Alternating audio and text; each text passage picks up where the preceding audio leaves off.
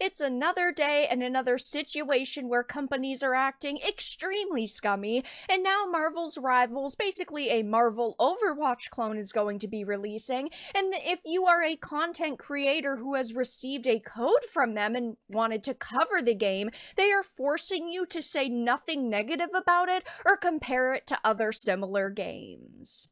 I have a few things to show off, but before we get into the topic, if you enjoy the content I create, check out the links in the description, follow me on social media, and consider supporting through Patreon or through YouTube memberships. Now, this game actually looked half decent. Yes, it is extremely similar to something like Overwatch, but so many people love Marvel and the characters within it, and I would love an opportunity to play as Hulk or Thor or Spider-Man in a game like this, a PvP team shooter. But unfortunately, if you are a content creator who was given a free code, it may be more than you bargained for, because when you get codes from companies, you expect to be able to cover it the way that you want and of course, be honest to your audience. But we actually found out that when you sign the contract in order to get the key, you are signing away your right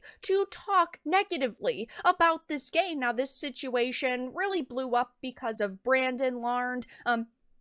It is a Twitter/X account, of course, of somebody who does look at situations like this very often, covers, of course, a lot that happens within the gaming industry, also a streamer, and he tweeted, extremely disappointed in Marvel Rivals. Multiple creators asked for key codes to gain access to the playtest and are asked to sign a contract, which of course is pretty standard. When you're a content creator and you ask for a code to gain access, the companies usually say, oh, you have to put our logos on the screen, or you have to play a short video at the beginning or the end of stream, things like that. But usually it is not worded in this way, where you basically cannot make any public statements that are negative about the game. It says the contract signs away your right to negatively review the game, and many streamers have signed without reading just to play. Now, when you are a streamer or just a content creator in general,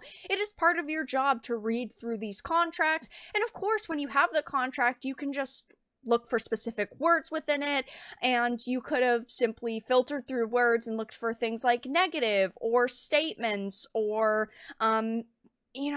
things like disparaging. But it seems like a lot of content creators did not do their due diligence, and they simply wanted access to this game. Now, again, it does look pretty fun, and I know there were quite a lot of people who were generally excited for this upcoming team-based PvP shooter, but there is no possible way that I, as a content creator, would ever sign something like this. And I do feel kind of bad for the people who ended up signing it and did not do their due diligence, but now they cannot talk negatively about it. It says non-disparagement. The content creator agrees not to make any public statements or engage in discussions that are detrimental to the reputation of the game. This includes, but is not limited to, making disparaging or satirical comments about any game-related material such as game features, characters, or music, engaging in malicious comparisons with competitors or belittling the gameplay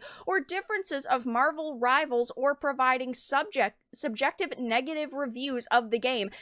This has to be one of the scummiest things I've read a company do in quite a long time when it comes to content creators, because of course, when you are inviting content creators into a playtest, yes, of course, they want that free promotional material where we are streaming their game for a bunch of hours or making a bunch of videos that are going to rack up views, and that gets more eyes on the game. But at the same time, it is for feedback. That is a big reason why companies should aim to do things like playtests and alphas and betas, is so the community can say, oh, we all hate this ability collectively, or we think this one move is OP, or this character isn't balanced enough. Like, yes, sometimes it is negative feedback, but it's good feedback. It's genuine and feedback, and that's what companies should want from the people that are playing their games, especially when it's playtesting, because when you fully launch a game, if it's trash and there's a bunch of problems, people are going to refund it or throw it to the side and not play it again.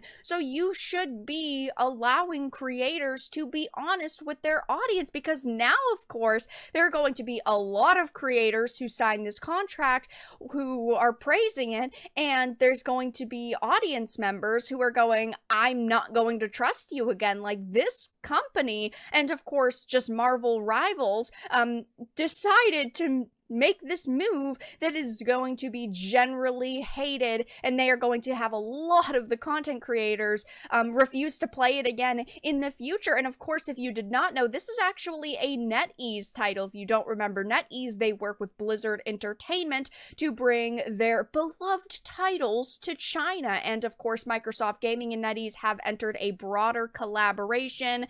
So it's not very surprising at this point to see, small things that are not adding up with their games. And this is not a small situation. This is a big one, but it wouldn't surprise me if people actually start skimming the contract and there are even more suspicious and negative things like this added in there. I do not like NetEase games. I'm sure many of you do not like NetEase games, and I would not trust a game made by them because, of course, another big problem with NetEase is they focus on mobile games, and that typically means awful monetization.